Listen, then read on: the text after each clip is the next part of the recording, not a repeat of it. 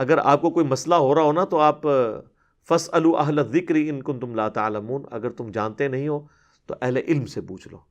کیونکہ ہم یہ زیادہ مسئلہ کھڑا ہوا جب ہمارے کربلا والے ریسرچ پیپر کے اندر بھی نا وہ کہتے ہیں یہ تو یہ تاریخی واقعات ہیں جو آپ اس میں جمع کر رہے ہیں. تو یہ مسلم شریف جو ہے وہ تاریخ کی کتاب تو نہیں، حدیث کی کتاب ہے، اور تاریخ بیان کرتی ہے. اس اعتبار سے تو قرآن میں بھی تاریخ بیان ہوئی ہے. حضرت یوسف علیہ السلام کی پوری بایوگرافی کیا ہے؟ حضرت یوسف کی تاریخ ہے. ایک سوال ہوا تھا کہ حضرت یوسف علیہ السلام کے آباء و اجداد کا تو مسکن تھا شام، یہ بنی اسرائیل جو ہیں وہ مصر میں کیسے پہنچ گئے؟ تو اس کے جواب میں پورے سورہ یوسف نازل ہوئی کہ اس طرح وہ پہنچے تھے. تو تاریخ بیان ہوئی. حضرت موسیٰ علیہ السلام کی تو اتنی ڈیٹیل تاریخ بیان ہوئی ہے، کتنے واقعات بیان ہوئے ہیں. تو اس طرح احادیث کے اندر بھی تاریخ، نبی علیہ السلام کے مبارک زمانے کی تاریخ، صحابہ کے زمانے کی تاریخ، ایون تابعین کے زمانے میں بھی جو تاریخ ہے وہ بیان کی ہے، اور انہی اسناد کے ساتھ بیان ہوئی ہے. اب چونکہ اسناد وہی ہے تو اس پہ حدیث کا ورڈ ہی بولا جائے گا، اسے آپ یہ تاریخ نہیں کہیں گے. اور محدثین اسے حدیث ہی شمار کرتے ہیں، اور اس کی نمبرنگ حدیث کے اوپر ہی ہوتی ہے. مثلا یہ جو صحیح مسلم کی حدیث ہے 4776 کہ عبد الرحمن بن عبد رب کعبہ تابعی جو ہیں وہ خانہ کعبہ شریف کے صحن میں داخل ہوتے ہیں، اور وہ دیکھتے ہیں کہ عبداللہ بن عمر بن عاص خانہ کعبہ کے سائے میں بیٹھے ہوتے ہیں اور اپنے ساتھیوں سے احادیث بیان کر رہے ہوتے ہیں. وہ بھی جا کے بیٹھ جاتے ہیں تابعی، تو وہ حدیث بیان کرتے ہیں اطاعت امیر کے اوپر، کہ نبی علیہ السلام نے ہمیں اس کی تلقین کی تھی کہ اپنے امیر کی اطاعت کرنی ہے ہر حال میں. تو وہ چپ کر کے وہ تابعی سنتا رہتا ہے. اینڈ پہ وہ کہتا ہے کہ حضرت کیا یہ بات آپ نے رسول اللہ سے خود سنی تھی صلی اللہ علیہ وسلم؟ وہ کہتے ہیں ہاں، میری آنکھوں نے نبی علیہ السلام کو دیکھا، میرے کانوں نے سنا، میرے دل نے آپ کی بات یاد رکھی. یعنی حدیث مرفوع ہو گئی. پھر وہ تابعی کہتا ہے کہ آپ تو ہمیں اطاعت امیر کا حکم دے رہے ہیں، جبکہ آپ کے چچا کا لڑکا معاویہ ابن ابی سفیان جو ہمارے اس وقت حکمران بھی ہیں، وہ تو ہمیں حکم دیتے ہیں کہ ہم لوگوں کو ناحق قتل کریں، اپنوں کو، اور اپنوں کا مال لوٹیں. اب یہی کام دو سب سے بڑے ہو سکتے ہیں نا حقوق العباد میں، کہ قتل ناحق اور کسی کا مال حرام طریقے سے ہڑپ کرنا. جبکہ اللہ تو قرآن میں سورہ نساء کی آیت نمبر 29 وہ تلاوت کرتا ہے تابعی، کہ اللہ تعالیٰ فرماتا ہے مت اپنوں کو قتل کرو اور نہ مال ناحق طریقے سے ہڑپ کرو. تو اب عبداللہ بن عمر بن عاص جو ہے نا اس بات کو سن کے نا خاموش ہو جاتے ہیں تھوڑی دیر کے لیے. پھر وہ سر اٹھا کے کہتے ہیں کہ معاویہ کی اطاعت کرو ان کاموں میں جس میں وہ اللہ کے حکم کے مطابق حکم دے، اور جس میں وہ اللہ کی نافرمانی کا کہیں تم معاویہ کی نافرمانی کرو. اب یہ حدیث آئی ہے تو اب پوری کی پوری آل امیہ اکھڑتی تھی اس حدیث سے. کہتے ہیں جی یہ حدیث کہاں سے ہوئی؟ اس میں نبی علیہ السلام کا کون سا فرمان ہے؟ سب نبی علیہ السلام کا فرمان موجود ہے نا اس کے اندر، اطاعت امیر. اچھا، اگلا اس تابعی نے جو کراس کوشچننگ کی ہے وہ کس بنیاد کے اوپر کی ہے؟ کہ آپ اطاعت امیر کے اوپر حدیثیں سنا رہے ہیں اور ہمارا حکمران تو ہمارے ساتھ یہ کر رہا ہے. تو وہ صحابی جو ہیں اس کے اوپر رسپانس کرتے ہیں کہ اس کی بات نہ مانو تو حدیث موقوف بھی ہوگی، اور تابعی کا پوچھنا سوال کرنا حدیث مقطوع بھی ہوگی. تو یہ ساری کی ساری چیزیں اس کے اندر جمع ہو جاتی ہیں.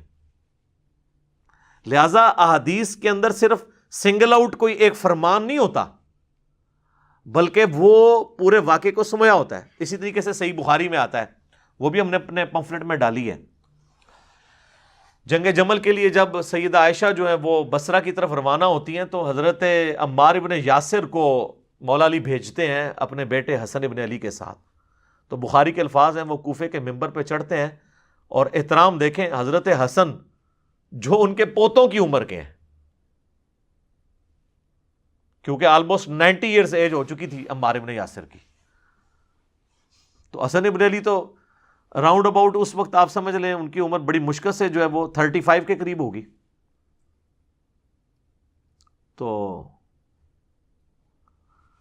حسن بن علی کو وہ ممبر کے اوپر والے حصے پہ بٹھاتے ہیں اور خود نیچے کھڑے ہو کے خطبہ دیتے ہیں. بخاری کے الفاظ ہیں, عمار بن یاسر کہتے ہیں کہ دیکھو لوگو, سیدہ عائشہ جو ہیں وہ بصرہ سے روانہ ہو چکی ہیں, وہ دنیا اور آخرت میں تمہارے نبی کی بیوی ہیں.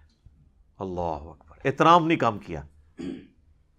لیکن اللہ نے تمہیں آزمائش میں ڈالا ہے کہ تم اللہ کی اطاعت کرتے ہو یا عائشہ کی اطاعت کرتے ہو, کیونکہ امیر المومنین کا حکم ماننا اللہ کی اطاعت ہے. یا ایھا الذین آمنوا اطیعوا اللہ و اطیعوا الرسول و اولی الامر منکم. اس کے تحت اب امام بخاری اس حدیث کو نا سیدہ عائشہ کے فضائل کے چیپٹر میں لے کے آئے ہیں. آپ تو حضرت عائشہ کے فضائل بھی جو ہے نا بغیر کربلا کے پڑھ نہیں سکتے, بغیر جنگ جمل صفین اور نہروان کے پڑھ نہیں سکتے. اب یہ لوگ ہوتے ہیں نا ناسبی, تو یہ امام بخاری کو مشورہ دیتے ہیں کہ حضرت اتنی لمبی حدیث کیا لکھنے کی ضرورت ہے, آپ بس اتنا لکھ لیں کہ عمار بن یاسر نے خطبہ دیا اور انہوں نے فرمایا کہ عائشہ دنیا اور آخرت میں تمہارے نبی کی بیوی ہے, تو ان کا مسئلہ بھی حل ہو جاتا. لیکن یہ اس صورت میں ہوتا ہے جب آپ امام بخاری کو ریال لگاتے اور وہ ریال خور بھی ہوتے. آپ کے لگانے سے بھی انہوں نے ریال خور نہیں ہونا تھا. تو اب وہ کہتے ہیں یار یہ حدیثیں جو بیان کر رہے ہیں, او بھائی آپ بھی جتنی حدیثیں بیان کر رہے ہو نا, تاریخ اس کے اندر گوندھی ہوئی ہے. اور حدیث تو چھوڑ دیں, قرآن کے اندر تاریخ گوندھی ہوئی ہے. بات ہے سند کی. ہم جو تاریخ کو کنڈیم کر رہے ہوتے ہیں وہ اس تاریخ کو کر رہے ہوتے ہیں جو بغیر سند کے آ رہی ہو. تاریخ کا انکار تو کفر ہو سکتا ہے اگر وہ تاریخ قرآن کے اندر اور متواتر احادیث کے اندر آئی ہے. تاریخ قرآن و حدیث کی طرح ہی حجت ہے, کیونکہ قرآن و حدیث ہی تاریخ بیان کرتا ہے نا. تو کہتے ہیں جی وہ اس میں تو حدیث ہی کوئی نہیں ہے. اب اس میں حدیث ہو گئی نا, اس اعتبار سے کہ حدیث سے موقوف ہوگی سیدہ عائشہ کے بارے میں. عمار ابن یاسر کہہ رہے ہیں وہ دنیا اور آخرت میں رسول اللہ کی بیوی ہیں. انہوں نے یہ نہیں کہا کہ میں نے نبی علیہ السلام سے سنا ہے, یہ مرفوع حدیث پھر بھی نہیں ہے. ہم حضرت عائشہ کو دنیا اور آخرت میں حضور کی بیوی مان رہے ہیں عمار ابن یاسر کے کہنے پہ کہ یقیناً یہ غیبی خبر رسول اللہ سے ان کو پتہ چلی ہوگی, نہ بھی وہ کہیں. ٹھیک ہے, اور پھر صرف اس کو نہیں ماننا, پھر وہ حدیث موقوف کا وہ حصہ بھی ماننا ہے کہ اللہ نے تمہیں آزمائش میں ڈالا ہے کہ تم نے عائشہ کی اطاعت کرنی ہے یا اللہ کی اطاعت کرنی ہے. تو یہ جتنی بھی احادیث ہیں آپ یہ دیکھیں, موقوف, مقطوع, مرفوع, یہ گندھی ہوئی ہوتی ہیں ایک دوسرے کے اندر. بخاری مسلم میں یہ جو حدیث ہے جو بخاری میں 2812 ہے, عبداللہ بن عباس کا بیٹا علی, ان کے بیٹے کا نام بھی علی ہے. عبداللہ ابن عباس اپنے ایک شاگرد کو, اپنے بیٹے کو, دونوں کو بھیجتے ہیں اور کہتے ہیں جاؤ ابو سعید خدری کے پاس جا کے نا ان سے حدیث سنو ان کی. تو یہ تو اس کو تاریخ ہی مانیں گے. عبداللہ ابن عباس کہہ رہے ہیں حدیث سنو جا کے. اچھا, اب ابو سعید خدری تو 7 صحابہ میں سے ہیں جنہوں نے سب سے زیادہ حدیثیں روایت کی ہیں. حضرت ابو ہریرہ, عبداللہ بن عمر, انس بن مالک, اما عائشہ, جابر بن عبداللہ, عبداللہ بن عباس اور ابو سعید خدری. یہ 7 صحابہ ہیں جنہوں نے سب سے زیادہ حدیثیں روایت کی ہیں. ان میں سے ابو سعید خدری ہیں. اور عبداللہ بن عباس اپنے بیٹے کو ایک تابعی کے ساتھ بھیج رہے ہیں, وہ بیٹا بھی تابعی ہے, کہ جاؤ ابو سعید خدری سے حدیث سنو. بھئی بتانا تو چاہیے تھا کون سی حدیث. یا تو کہتے ہیں نا کہ وہ حدیثیں جو بیان کرنا منع ہے, یا وہ حدیثیں جس سے مخالفین کو سپورٹ ہوتی ہے. انہوں نے مطلق کہا کہ جا کے حدیث سنو. اور ادھر ابو سعید خدری جو ہے وہ اپنے باغ میں جو ہے وہ کر رہے تھے, پانی لگا رہے تھے پودوں کو. تو انہوں نے کہا ہم آپ سے آپ کی حدیث سننے آئے ہیں. آپ ابو سعید خدری کو تو بے شمار حدیثیں یاد ہیں. کوئی یہ نہیں ہے کہ وہ ٹیکسٹ میسج یا واٹس ایپ کر دیا تھا عبداللہ بن عباس نے کہ اہل ہی سنانی چاہیے. کچھ بھی نہیں تھا, وہ بھی تیار بیٹھے تھے. ان کا بیٹا بیٹھو میں تمہیں حدیث سناتا ہوں اپنی. منو تے ہزاراں حدیثاں یاد نے, انہاں کہ حدیث جیڑی سنانی ہے وہ ہے جیڑی منع ہو جانی بعد وچ, تے انجینئر صاحب نے سنا کے گالاں کھاڑیاں نے. تو وہ کہتے ہیں کہ خندق کا موقع تھا یا مسجد نبوی کی تعمیر کا موقع تھا. باقی اصحاب ایک ایک پتھر اٹھا کے لا رہے تھے اور حضرت عمار بن یاسر نے 2 پتھر اٹھائے ہوئے تھے. اتنا جوش, یہ ایمان ہے. تو نبی علیہ السلام نے اپنے مبارک ہاتھوں سے ان کے داڑھی اور سر کے بالوں سے مٹی جھاڑی اور کہا وائے عمار, افسوس عمار ابن سمیہ, اے سمیہ کے بیٹے, یعنی تو اسلام کے لیے اتنی قربانیاں کر رہا ہے. اور کیا قربانی کی کہ اسلام کے پہلے شہید ہی ان کے ماں باپ ہیں, سیدنا یاسر اور سیدہ سمیہ. تجھے ایک باغی جماعت قتل کرے گی, تو انہیں اللہ اور جنت کی طرف بلا رہا ہوگا اور وہ جماعت دوزخ کی طرف بلا رہی ہوگی. تو عمار بن یاسر کہتے ہیں اے اللہ میں اس فتنے سے تیری پناہ میں آتا ہوں. اور وہ فتنے سے پناہ میں آئے، آخری وقت تک حضرت علی کے ساتھ رہے ہیں۔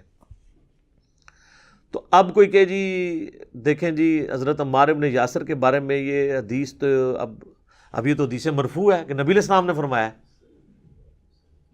اچھا، اور یہ حدیث علامات النبوہ والے چیپٹر میں بھی ہے۔ امام بیہقی نے جو کتاب لکھی ہے نا دلائل النبوہ، رسول اللہ علیہ وسلم کی نبوت کو جسٹیفائی کرنے والی حدیثیں، اس میں بھی یہ حدیث لے کے آئے کہ یہ نبی علیہ السلام کی نبوت پر دلیل ہے کہ آپ نے اپنی وفات کے 30 سال بعد ایک واقعہ ہونا تھا پہلے ہی بتا دیا۔ اور تو خالی واقعہ تو نہیں بتایا، وہ جو بیچ میں آئے ہوئے وہ بھی سارے آگے بیچ میں، تو آپ کہاں جائیں گے؟ اچھا میرے بھائیو، چونکہ اب 5B کا جو معاملہ ہے وہ چل نکلا ہے تو میں اس کا تعارف بھی کروا دیتا ہوں مختصراً۔ یہ ہے ہمارا ریسرچ پیپر 5B، واقعہ کربلا کا حقیقی پس منظر 72 صحیح الاسناد احادیث کی روشنی میں۔ 72 کا ٹائٹل ہم نے شہدائے کربلا کی نسبت سے لیا ہے، ورنہ احادیث اس میں 200 سے زیادہ ہیں، اور اکثر احادیث بخاری اور مسلم سے ہیں، اور بخاری اور مسلم کے علاوہ جو باقی احادیث کی کتابیں ہیں ان میں دور حاضر کے جو بڑے بڑے محدثین ہیں، شیخ البانی، شیخ زبیر لیزئی، شیخ شعیب ارناؤت رحمہم اللہ اجمعین، ان کی تحکیم لگی ہوئی ہے۔ اور یہ اللہ کے فضل سے سب سے پہلے میں نے عربی میں لکھا، اس کا پھر اردو ترجمہ ہوا، پھر ہندی ترجمہ، اور پھر انگلش ترجمہ۔ اس میں نے بڑے بڑے 6 ٹاپکس کور کیے ہیں اور احادیث لی ہیں۔ اب تو آپ کو حدیث کا مطلب سمجھ آ گیا ہوگا کہ حدیث کا مطلب ہے کیا۔ تو کوئی حکمرانوں کی لکھوائی ہوئی تاریخ نہیں ہے آل امیہ اور آل عباس کی۔ اس میں جو 6 بڑے بڑے ٹاپک کور کیے ہیں ان میں پہلا تھا منہج نبی صلی اللہ علیہ وآلہ وسلم پر قائم خلافت راشدہ کی صحیح مدت کتنی تھی، اور خلافت کے اہل حقیقی خلفائے راشدین کون تھے، یعنی سیدنا ابو بکر، عمر، عثمان و علی اور حسن ابن علی رضی اللہ عنہم اجمعین وعلیہم السلام اجمعین۔ دوسرا ٹاپک خلیفہ راشد سے بغاوت بدعت ہے، جنگ جمل، صفین اور نہروان میں سیدنا علی کی حقانیت اور شہادت سیدنا عثمان کے اصلی اسباب، جعلی اسباب نہیں کہ وہ ایک عبداللہ ابن سبا تھا اس نے سب کی مت مار دی نعوذ باللہ۔ آل امیہ کو بچانے کے لیے احادیث سے میں نے بتایا کہ یہ آل امیہ سبب بنی ہے۔ تیسرا ٹاپک رسول اللہ صلی اللہ علیہ وآلہ وسلم نے اپنی وفات سے 1 مہینہ قبل مستقبل میں ہونے والے حکومتی بگاڑ سے متعلق غیبی خبریں دے دی تھیں۔ چوتھا ٹاپک چوتھے خلیفہ راشد سیدنا علی کے فضائل کا بیان اور ان پر ممبروں سے لعنت کرنے کی بدعت کب اور کس نے ایجاد کی۔ پانچواں ٹاپک حضرت معاویہ رضی اللہ تعالیٰ عنہ کو حکومت مل جانے کے بعد سے بتدریج امت پر کیسی ملوکیت مسلط ہوئی اور اس کا بھیانک نتیجہ کیا نکلا۔ اور چھٹا ٹاپک سیدنا حسین رضی اللہ تعالیٰ عنہ علیہ السلام کے فضائل کا بیان اور یزید ابن معاویہ کی ملوکیت میں اس کے گورنر عبید اللہ ابن زیاد کے ذریعے مظلومانہ شہادت۔ یہ 6 ٹاپکس کور کیے ہیں۔ 200 احادیث کم از کم اس کے اندر ہیں، بلکہ اس سے زیادہ ہی ہیں۔ مثلاً 33 نمبر کے اوپر غدیر خم کے کم از کم میں نے 8 طرق اس میں لیے ہیں، نمبر 1 دیا ہے لیکن احادیث جو ہیں وہ 8 مختلف طرق اس کے جمع کیے ہیں۔ تو یہ آپ ہماری ویب سائٹ اہل سنت پاک.com سے فری ڈاؤن لوڈ کریں، ریسرچ پیپرز والے پورشن میں جا کے 5B ریسرچ پیپر اردو میں بھی کر سکتے ہیں، عربی میں بھی، انگلش میں بھی، ہندی میں بھی۔ ہارڈ کاپی بالکل مفت منگوا سکتے ہیں، اور صرف یہ نہیں بلکہ اس کے ساتھ 8 ریسرچ پیپرز اور ہیں، کل 9 ریسرچ پیپرز اور 3 اذکار کارڈ، 12 کا پیکج آپ ہماری اکیڈمی میں صبح 9 سے لے کر شام 5 بجے تک رابطہ کریں۔ ہماری اکیڈمی کا نمبر ہے +923215900162، پاکستان میں کریں گے تو 032159000162، لیکن ڈاک صرف پاکستان میں بھیجیں گے، واٹس ایپ انٹرٹین نہیں ہوگا، کال کرنی ہوگی اور ٹیکسٹ میسج بھیجنا ہوگا۔ تو انشاءاللہ TCS آپ کے گھر کروائیں گے، TCS کا آپ کو خرچہ دینا ہوگا 300 روپیز۔ تو انشاءاللہ تعالیٰ یہ 12 کا پیکج آپ کے گھر آ جائے گا، تو آپ یہ پڑھیں تو آپ کو پھر پتہ چلے گا کہ یہ بھی احادیث ہیں جو اگنور کی گئی تھی اس مکتب فکر کی طرف سے بھی جو اپنے آپ کو حدیث کا چیمپئن سمجھتا تھا۔ تو اللہ کے فضل سے ہم نے حقائق کھول کر پبلک کے سامنے رکھ دی ہیں الحمدللہ۔ تو یہ جتنی حدیثیں ہیں نا یہ تاریخ کے ساتھ گوندھی ہوئی ہیں، لہٰذا نبی علیہ السلام کا فرمان ہو، صحابی کا فرمان ہو، تابعی کا فرمان ہو، یا ان کے اپنے افعال ہوں، یا وہ کوئی وصف ٹرانسفر کر رہے ہوں، وہ سب کے سب احادیث کی کیٹیگری میں فال کرتے ہیں، اس کے لیے حدیث کا لفظ ہی بولا جاتا ہے۔ تو میرا خیال ہے اب آندہ انشاءاللہ کوئی پوچھے گا نہیں کہ یہ حدیث نمبر اس کو کیوں لکھا ہوا ہے، میں نے حدیث کا بتا دیا۔ اور اب آپ اپنے علماء سے پوچھیں کہ وہ بیچارے خود کہاں علم حدیث حاصل کرتے رہے اور آپ کو انہوں نے کیوں نہیں یہ بات بتائی، آپ تو پہلی بار سن رہے ہیں کہ یہ ساری چیزیں احادیث کی کیٹیگری میں فال کرتے ہیں۔ آپ کی قسمت اچھی ہے کہ اذانیں شروع ہو گئی ہیں، ورنہ تو میں پھر پورا 5B تواڈے کو لگا دینا سی کربلا والا ریسرچ پیپر۔ تو اللہ تعالیٰ سے دعا ہے کہ جو حق بات میں نے کہی اللہ تعالیٰ ہمارے دلوں میں راسخ فرمائے، اگر جس بات میں میرے منہ سے کوئی غلط بات نکل گئی تو اللہ تعالیٰ ہمارے دلوں سے اسے دھو دے، ہمیں معاف بھی فرما دے، ہمیں کتاب و سنت کی تعلیمات پر عمل کر کے دوسرے بھائیوں تک پہنچانے کی توفیق عطا فرمائے۔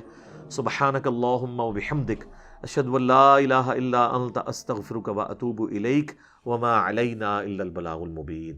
جزاکم اللہ خیرا۔